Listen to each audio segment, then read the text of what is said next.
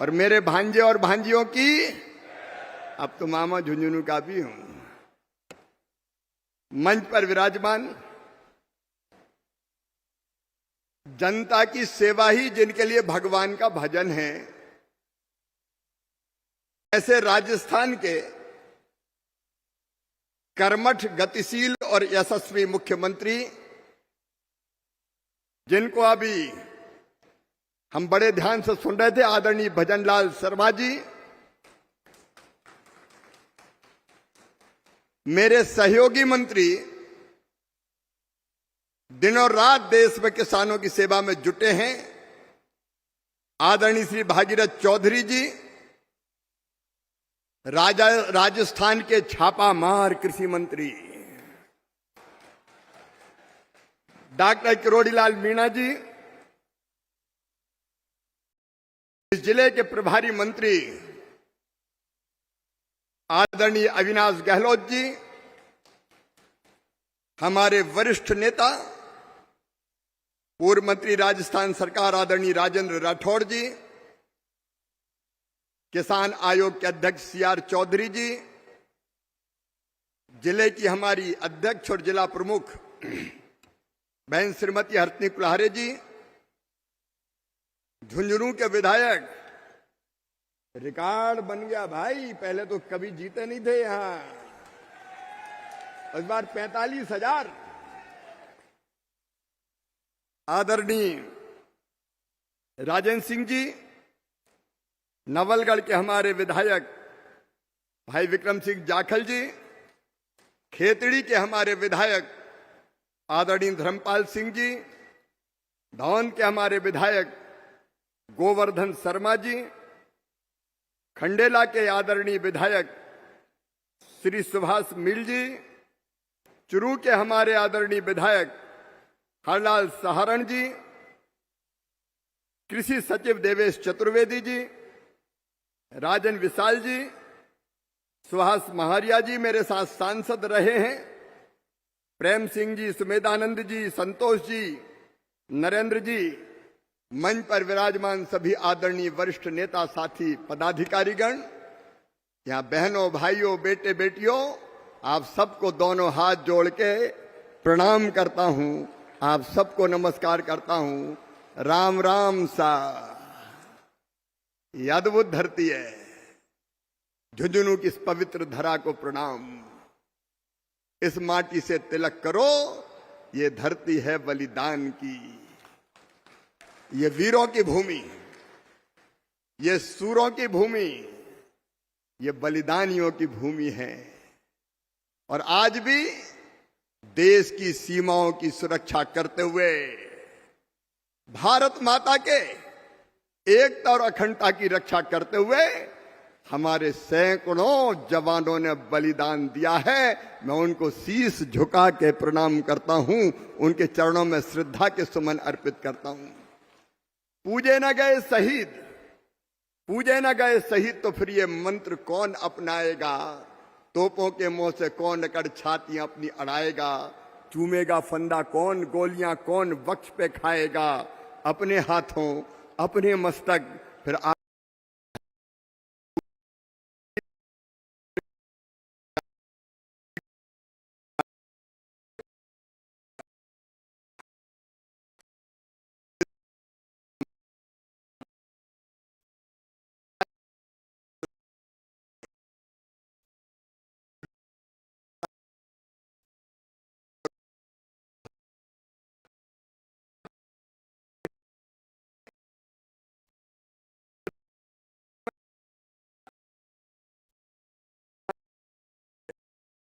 यहां तो ज्यादातर रेगिस्तान के दर्शन होते हैं, लेकिन आज मैंने देखा हरियाली जैसे हिलोर ले रही हो चारों तरफ।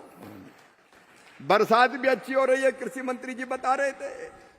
बरसात अच्छी हो क्यों ना, अरे जब धर्मात्मा राज करते हैं तो परमात्मा भी प्रसन्न होता है। और आपने आज इस पवित्र धरती पर पगड़ी पहनाकर हमारा सम्मान किया है। मैं केवल एक बात का खंडन करना चाहता हूं, मैं मुख्य अतिथि नहीं हूं, मैं मेहमान कैसे हो सकता हूं? कृषि भारतीय अर्थव्यवस्था की रीढ़ और किसान उनकी आत्मा है और किसानों की सेवा मेरे लिए भगवान की पूजा है। मैं मेहमान नहीं, मैं तो सेवक हूं। किसानों की सेवा अपनी जिंदगी का मिशन है और प्रधानमंत्री श्रीमान नरेंद्र मोदी जी के नेतृत्व में संकल्प भी कि भारत की कृषि को और भारत के किसानों को दुनिया में नंबर 1 पर ले जाकर ही चैन की सांस लेंगे। किसान भाइयों, आपने पगड़ी पहनाई है। मैं कृषि और ग्रामीण विकास मंत्री के रूप में आपका सेवक आपको वचन देता है, इस पगड़ी का मान, किसानों का सम्मान और झुंझुनू की शान कभी जाने नहीं देंगे, कभी जाने नहीं देंगे। अब प्रधानमंत्री नरेंद्र मोदी जी के नेतृत्व में एक अद्भुत भारत का निर्माण हो रहा है। एक वैभवशाली भारत, एक गौरवशाली भारत, एक संपन्न भारत, एक समृद्ध भारत और एक शक्तिशाली भारत और एक विकसित भारत। अभी मुख्यमंत्री जी कह रहे थे, ये प्रधानमंत्री है नरेंद्र मोदी जी, राजस्थान में पानी ही पानी आने वाला है। एक तरफ यमुना जी का पानी, दूसरी तरफ चंबल का पानी और सुनो राजस्थान वालों, अब सिंधु का पानी भी राजस्थान की धरा पर आने वाला है। कांग्रेस ने देश के साथ कैसी बेईमानी की थी। पंडित जवाहरलाल नेहरू ने बेईमानी की, कांग्रेस ने बेईमानी की। राजस्थान वालों और देशवासियों, हमारी सिंधु, हमारी झेलम, हमारी चुनाव, इसका 80% पानी पाकिस्तान को दे दिया। हमारा पानी पाकिस्तान जाएगा और राजस्थान में सूखा रहेगा। प्रधानमंत्री नरेंद्र मोदी जी ने कह दिया, पानी और खून एक साथ बह नहीं सकते। वो सिंधु समझौता रद्द कर दिया। पानी भी दिया नेहरू जी ने और पैसे भी दिए। नहरें पाकिस्तान में बने और वहां से आतंकवादी आए और निर्दोष नागरिकों की पहलगांव में हत्या करें। हमारे 26 निर्दोष नौजवान मार दिए गए। धर्म पूछ पूछ के मारा, धर्म पूछ पूछ के मारा। पत्नी के सामने पति को गोलियों से भून दिया गया। बाप की हत्या बेटे के सामने कर दी गई। और तब हमारे प्रधानमंत्री नरेंद्र मोदी जी ने कहा था, दुनिया के दूसरे छोर तक भी आतंकवादियों पीछा करेंगे और ऐसी सजा देंगे कि दुनिया याद रखेगी, दुनिया याद रखेगी। और मेरे बहनों और भाइयों, ज्यादा दिन नहीं हुए, आतंकवादियों के आकाओं के अड्डे सटीक निशाना लगाकर खंडहर में परिवर्तित कर दिए। उनने हमारे 26 निर्दोष नागरिकों को मारा। हमने आतंक के आकाओं की लाशों के ढेर पाकिस्तान में लगा दिए। और जब पाकिस्तान ने हिमाकत की, ड्रोन भेज रहा है हमला करने के लिए, मिसाइल भेज रहा है, ड्रोन मिसाइल, लेकिन उन ड्रोन मिसाइल को बच्चों के खिलौने की तरह हमारी सेना ने टपका दिया। पता ही नहीं चला कहां चले गए। और पाकिस्तान के एयरवेस को गड्ढों में तब्दील कर दिया, परिवर्तित कर दिया। और जब पाकिस्तान को यह लगा कि भारत तो हमारे परमाणु ठिकानों को भी नहीं छोड़ेगा, तो घुटनों पे आ गया और बोलने लगा, त्राहिमाम त्राहिमाम त्राहिमाम, अब हमला मत करो, बात करो, बात करो, बात करो। कोई तीसरा देश नहीं था, केवल भारत और पाकिस्तान के बीच बात हुई। और जब कोई शरण में आ जाए तो यह भारत की परंपरा है, फिर हम उस पर हमला नहीं करते। और तब हमने हमला रोका। लेकिन मेरे बहनों और भाइयों, मोदी जी ने कहा था, किसी भी कोने में चले जाएं, आतंकवादियों को छोड़ेंगे नहीं जिन्हें निर्दोषों की हत्या की है। और उनके परिजनों ने कहा था जिनकी हत्या हुई, कि गोली मारना तो सीधे सिर में मारना, सीधे सिर में मारना। आज मुझे कहते हुए गर्व है कि कश्मीर में जब वो आतंकवादी मिले, उनके पीछे लगे थे, गृह मंत्री जी के नेतृत्व में हमारी पुलिस, हमारी सेना लगी थी। और बहनों और भाइयों, आतंकवादियों की दोनों आंखों के बीच में गोलियां मारकर उनकी जीवन लीला समाप्त करके हमने बदला लेने का काम किया। ऑपरेशन महादेव। एक बार बोलिए हर हर महान। ये आज का भारत है बहनों और भाइयों, जो दुनिया की आंखों में आंख मिला के बात करता है। और दुनिया सुन ले, पाकिस्तान भी सुन ले, सिंधु समझौता रद्द हो गया है। अब एक बूंद पानी नहीं देंगे, पानी राजस्थान आएगा, मेरे किसानों के खेतों में फसलें लहलहाएगी। देश बदल रहा है, आगे बढ़ रहा है। और किसान भाइयों, आपकी सेवा में भी कोई कसर नहीं है। मैं जानता हूं दिन और रात मेहनत करते हैं आप, खून और पसीना एक करते हैं। अकेले मेहनत नहीं करते, पूरा परिवार मेहनत करता है। लेकिन कई बार कभी बाढ़ से, बरसात से, कभी सूखे से, कभी पाले से आपकी फसलें नष्ट और बर्बाद हो जाती है। कांग्रेस ने कैसी फसल बीमा योजना बनाई थी? कांग्रेस की फसल बीमा योजना में बीमा की इकाई होती थी ब्लॉक, तहसील। मतलब क्या था? मतलब यह था कि एक किसान की फसल बर्बाद हो जाएगी तो राहत की राशि नहीं देंगे, एक गांव की बर्बाद हो जाएगी नहीं देंगे, 10 गांव की बर्बाद हो जाएगी नहीं देंगे। जब पूरे तहसील की फसल बर्बाद हो जाए तब राहत की राशि देंगे। अरे किसी किसान की, एक गांव की, 10 गांव की फसल बर्बाद हो जाए तो वो भगवान से प्रार्थना करे कि हे भगवान सबकी बर्बाद करवा दे, क्योंकि जब तक सबकी बर्बाद होगी नहीं होगी हमें पैसा मिलेगा ही नहीं। शर्म नहीं आती कांग्रेस को? यह कोई फसल बीमा योजना थी? देशवासियों, किसान बहनों और भाइयों, प्रधानमंत्री नरेंद्र मोदी जी के नेतृत्व में हमने ऐसी फसल बीमा योजना बनाई है कि एक गांव के किसानों की फसल भी खराब होगी तो राहत की राशि देंगे। और अब एक परिवर्तन और आदरणीय मुख्यमंत्री जी, कृषि मंत्री जी, हमने किया है कि एक किसान की फसल भी बर्बाद होगी तो राहत की राशि उसके खाते में डाली जाएगी, उसके खाते में डाली जाएगी। राहत के नाम पे ये मजाक करते थे। जनवरी से लेके अब तक 11,000 करोड़ रुपया किसानों के खाते में डाल चुके हैं। और आज जो 3900 करोड़ रुपया, उसमें से 1/3 तो राजस्थान के ये, 1/3 राजस्थान के ये। और राजस्थान के किसान भाइयों और देश के किसान भाइयों, मैं आपको आश्वस्त करता हूं, ये मोदी जी की सरकार है। भगवान ना करे कभी फसल बर्बाद हो, लेकिन अगर कभी ऐसी मौका आ गया तो राहत की राशि में कसर नहीं रखेंगे, क्योंकि हम जानते हैं कि फसल अगर बर्बाद होती है तो केवल फसल बर्बाद नहीं होती, किसान की जिंदगी बर्बाद होती है, बाल बच्चों का भविष्य बर्बाद होता है। इस संकट से मोदी जी के नेतृत्व में भाजपा की सरकार आपको निकाल के पार ले जाएगी। और केवल एक योजना नहीं, अभी भजन लाल जी बता रहे थे आपको, 4.25 लाख करोड़ रुपया प्रधानमंत्री किसान सम्मान निधि के रूप में अब तक देश के किसानों के खाते में डाला जा चुका है। प्रधानमंत्री फसल बीमा योजना में 2016 से अब तक 2,12,000 करोड़ रुपया डाला जा चुका है। और खाद की सब्सिडी, मैं आपको बताना चाहता हूं किसान भाइयों, ये केवल आरोप लगाना जानते हैं। आज आपको यूरिया की एक बोरी 45 किलो की, यूरिया की एक बोरी 45 किलो की ये 266 रुपए में मिलती है।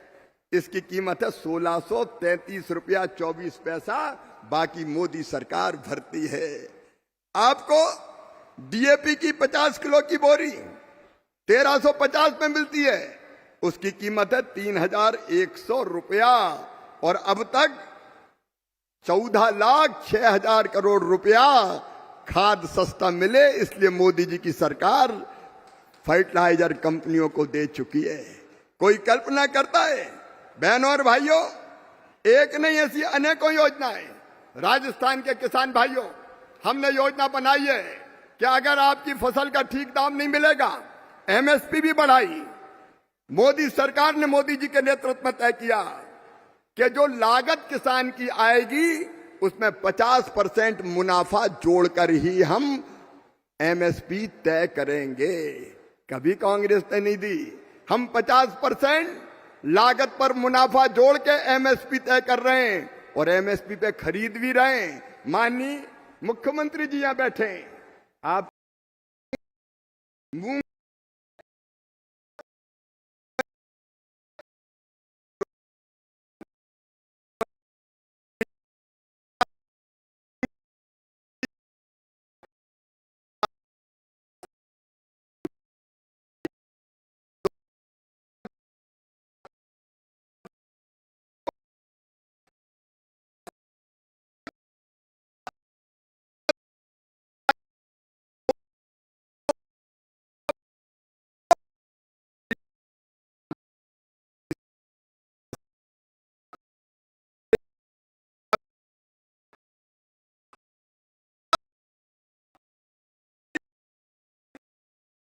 किसानों के खाते में 43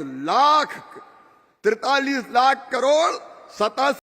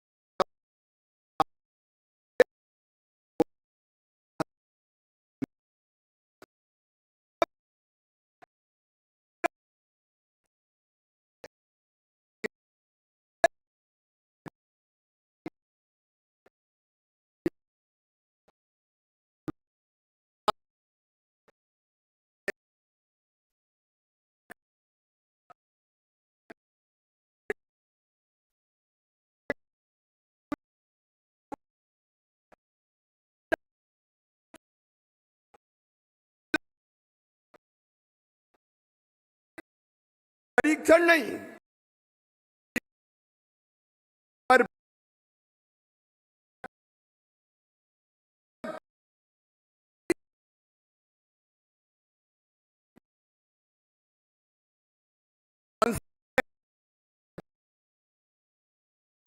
किसान को फायदा है, ये हमने तय किया। कुछ लोगों ने ये धंधा ही बना लिया, नकली बेचो, जरूरत नहीं है फिर भी बेचो।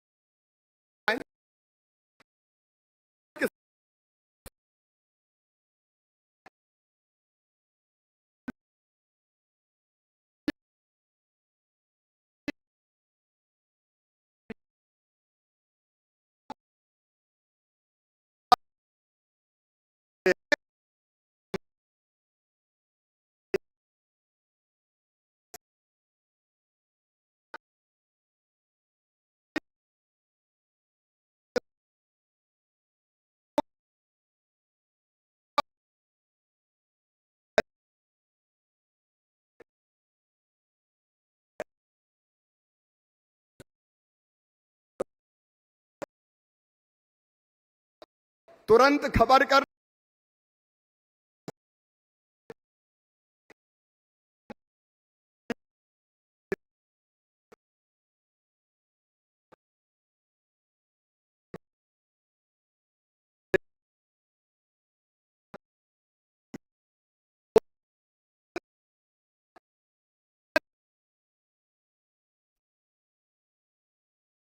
हमने तय किया, वैज्ञानिक लैब में नहीं बैठेंगे, वैज्ञानिक गांव में किसानों के बीच जाएंगे और विकसित कृषि संकल्प अभियान चलाया।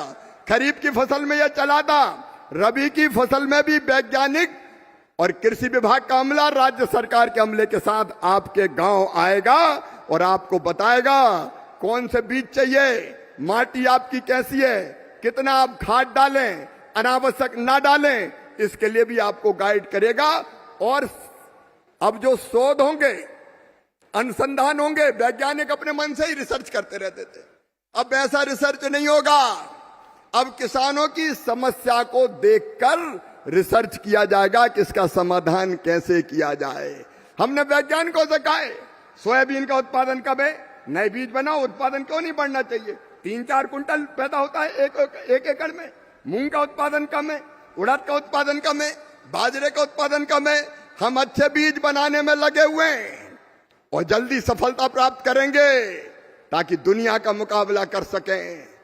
लेकिन मित्रों, एक धन्यवाद मैं अपने प्रधानमंत्री जी को देना चाहता हूं, प्रणाम करना चाहता हूं।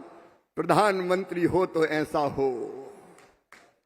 दुनिया के देश, ताकतवर देश, समझौता करो।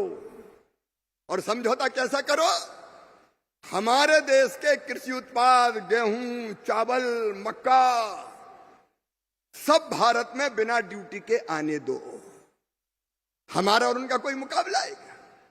अरे हमारे किसानों के पास 1 एकड़ जमीन, 2 एकड़ जमीन, 5 एकड़ जमीन, उनके पास 10-10, 15-15 हजार हेक्टर जमीन, 25,000, 50,000 एकड़ के फार्म हाउस। भला हमारे किसान मुकाबला कर सकता है क्या? उनके यहां भारी सब्सिडी दी जाती है।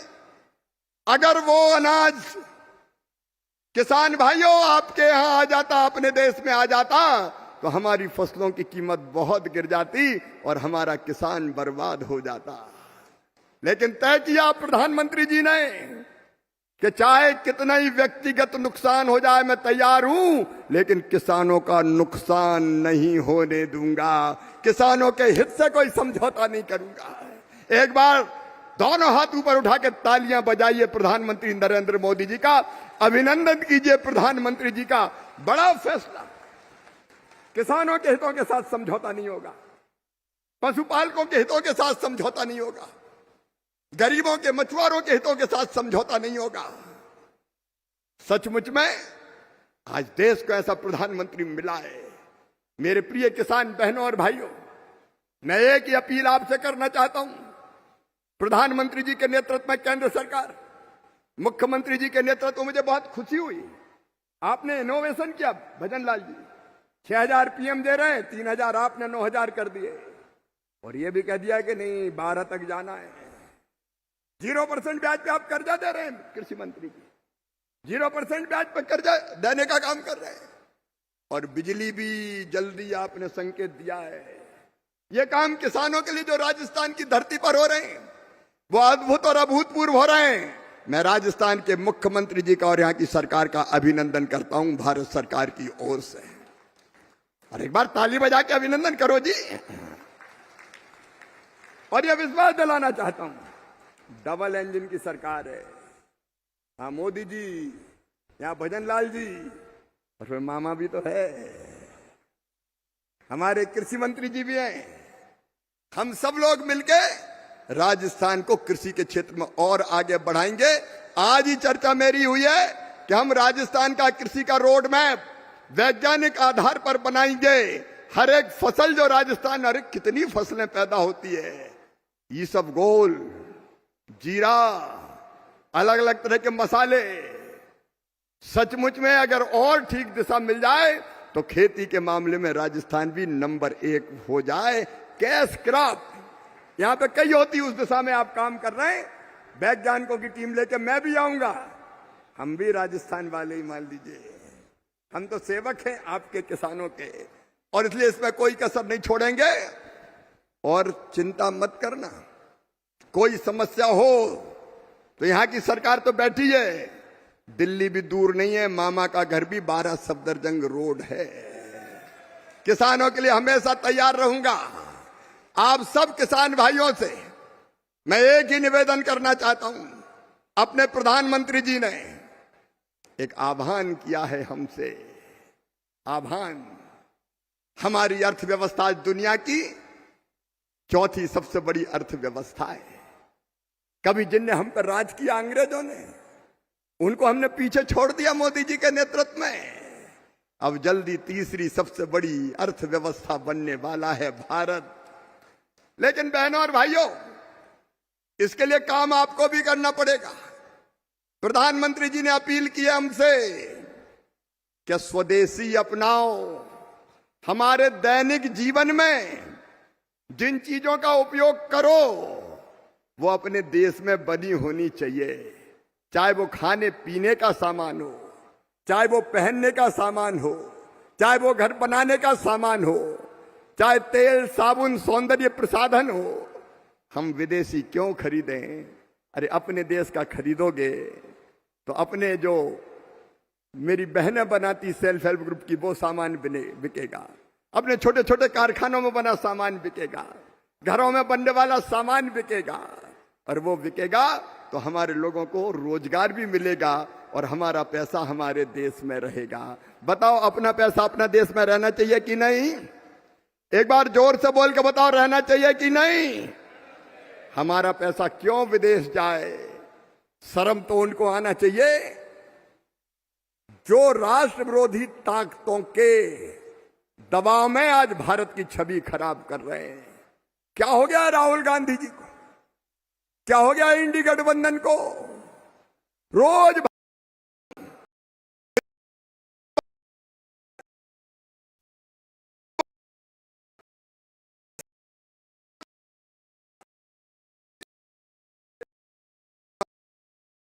गिर गए, जैसे गिरे तो मजा आ जाएगा, हाँ भारत के गिर गए, अब तो मोदी फंस गया। ये दूसरा, इनने देश को बदनाम किया, इनने लोकतंत्र को बदनाम किया, इनने सेना को इनने पहले ईवीएम में जीत गए, मशीन में गड़बड़ कर दी। अरे मशीन में कहीं गड़बड़ होती है क्या? और जब पता चला, चुनाव आयोग ने कहा एफिडेविट लाओ, सुप्रीम कोर्ट ने फटकार लगाई तो भाग गए। अब ईवीएम नहीं, अब कहने लगे वोटर लिस्ट में गड़बड़, वोटर लिस्ट में गड़बड़, वोटर लिस्ट में गड़बड़, वोटर लिस्ट में गड़बड़। खुद में दम है नहीं, राजस्थान को बर्बाद कर दिया, पिछली सरकार ने तबाह कर दिया राजस्थान को। और अब जब जनता ने पूरी तरह धराशायी कर दिया तो voter list, voter list, voter list. कब तक रोते रहोगे? अच्छा, वोटर लिस्ट में गड़बड़ है तो ये बताओ, कर्नाटक में तुम्हारी सरकार वोटर लिस्ट की गड़बड़ी के कारण बनी है क्या? तेलंगाना में तुम्हारी सरकार वोटर लिस्ट की गड़बड़ी के कारण बनी है? झारखंड में हेमंत सोरेन की सरकार वोटर लिस्ट की गड़बड़ी से बनी है? हिमाचल में सुक्खू सरकार वोटर लिस्ट की गड़बड़ी से बनी है? और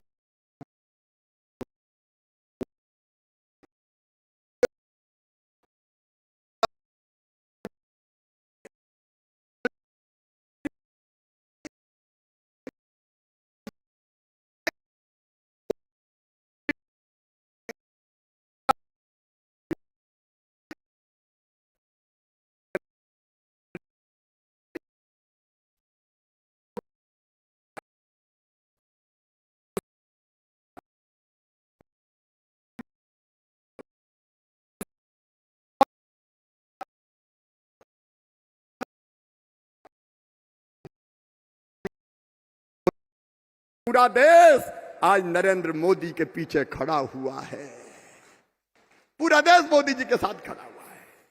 और इसलिए मोदी जी ने जो संकल्प लिया है, जो आह्वान किया है कि हम स्वदेशी वस्तुओं का उपयोग करेंगे, मोदी जी आपके पीछे पूरा जमाना खड़ा है। और हम भी संकल्प ले रहे हैं कि हम अपने जीवन में लगने वाली रोजमर्रा की चीजें अब विदेशी नहीं खरीदेंगे, स्वदेशी खरीदेंगे। स्वदेशी अपनी बनी, अपने आसपास बनी, अपने जिले में बनी, अपने राजस्थान में बनी, अपने देश में बनी, स्वदेशी खरीदेंगे। वो लोग स्वदेशी खरीदोगे? एक बार जोर से बताओ, स्वदेशी खरीदोगे? पीछे तक बताओ, स्वदेशी खरीदोगे? हाँ मोदी जी, ये राजस्थान कह रहा है हम स्वदेशी खरीदेंगे, स्वदेशी हमारे देश को मजबूत बनाएंगे। मेरे बहनों और भाइयों, इस बार स्वतंत्रता दिवस भी हमारा स्वदेशी के रंग में रंग जाए। स्वतंत्रता दिवस स्वदेशी के रंग में रंगे। गणेश उत्सव आ रहे हैं, गणेश उत्सव की झांकियों में स्वदेशी का संदेश हो। दुर्गा मैया के पंडाल सजे, शक्ति की पूजा हो तो स्वदेशी का उद्घोष हो, दिवाली मनाए, दशहरा मनाए या कन्हैया की जन्माष्टमी मनाए, तो जैसे उनने कह दिया था इंद्र की पूजा मत करो, गोवर्धन को पूजो, क्योंकि वो हमको सब कुछ दे रहा है, इसलिए हम स्वदेशी का उपयोग करेंगे।